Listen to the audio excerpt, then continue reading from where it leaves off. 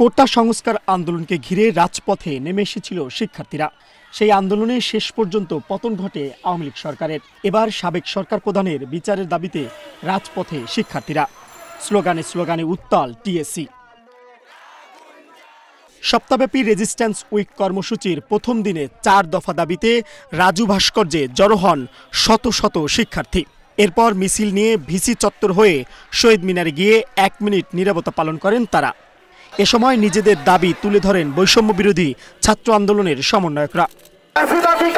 ব্যবহার করে যেসব হত্যাকাণ্ড ঘটানো হয়েছে সেগুলোর দ্রুত বিচার নিশ্চিত করতে বিশেষ ট্রাইব্যুনাল গঠন করতে হবে।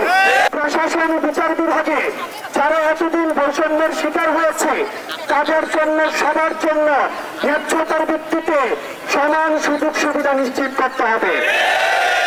এ সময় তারা জুলাই ও আগস্টে আহত নিহতের সঠিক তালিকা প্রস্তুত করতে সবার সহযোগিতা চান। আমাদের আন্দোলনকে কেন্দ্র করে আহত হওয়া এবং শহীদ হওয়া ভাই বোনদের তথ্য সংগ্রহ করছি। আপনারা তথ্যগুলো দিবেন যেন সারা দেশের সকল সেই ভাই বোনদের পাশে আমরা দাঁড়াতে পারি, আর্থিক সহযোগিতা করতে পারি, চিকিৎসা নিশ্চিত করতে পারি।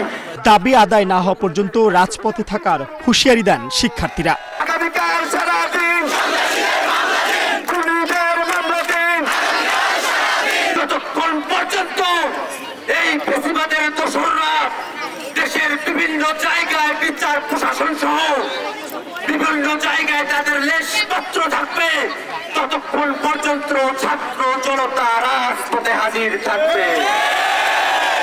Mohammad Shafiqul Islam, Asian television.